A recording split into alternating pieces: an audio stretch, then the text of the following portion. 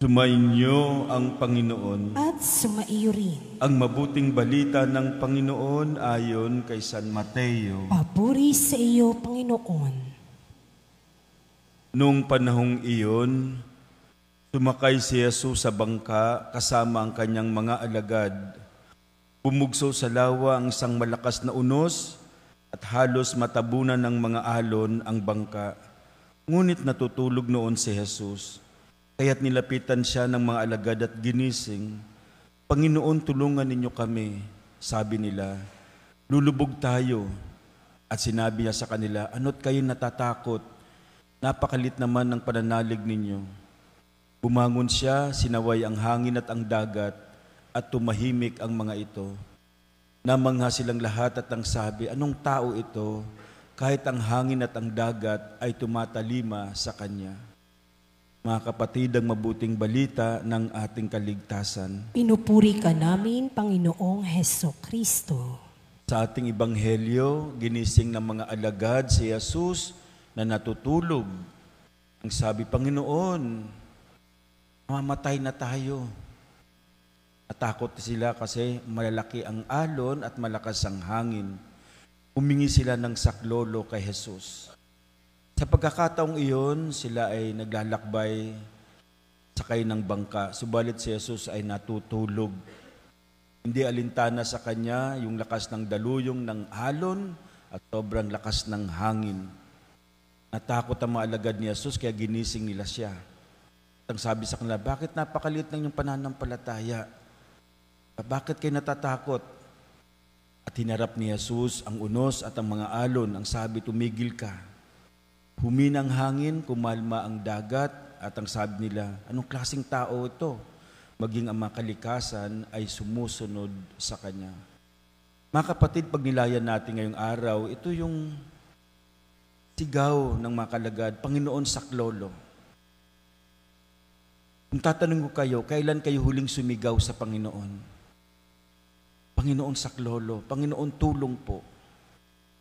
Sumisigaw tayo sa Panginoon ng saklolo, ng tulong kapag may problema tayo. Na feeling natin mas malaki pa yung problema kaysa sa atin.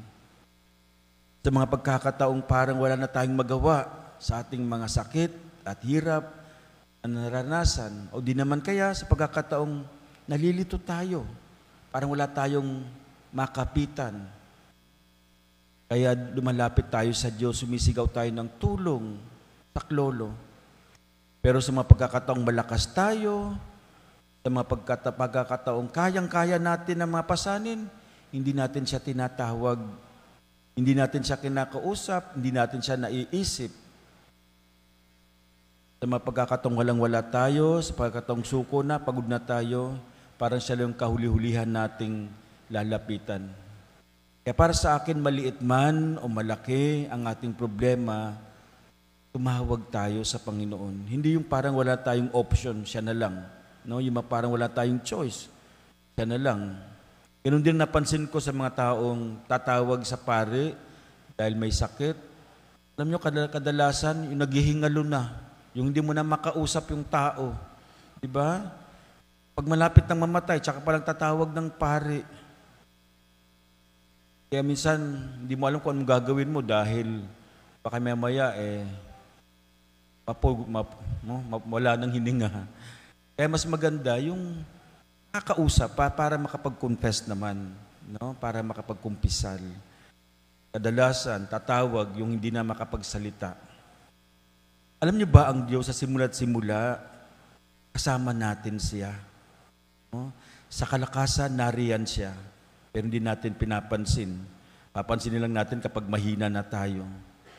Pag masaya tayo, maligaya tayo, nariyan siya. Pero hindi natin siya napapansin. Tatawagin lang natin siya kapag tayo malungkot. Eh kapag tayo masaya, nakakalimutan natin ng Diyos. Pag marami tayong kasama, alala ba natin siya? Hindi.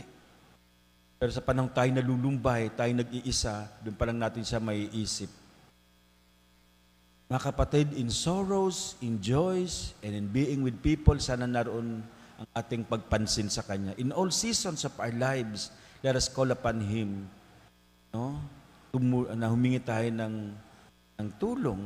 Kahit na minsan wala tayong problema, tawagin natin siya. Kaya nga, bago matulog, pasalamat. Paggising, pasalamat. Ano ba't sandali lang naman yung thank you Lord for the day. Bago matulog, paggising, thank you Lord.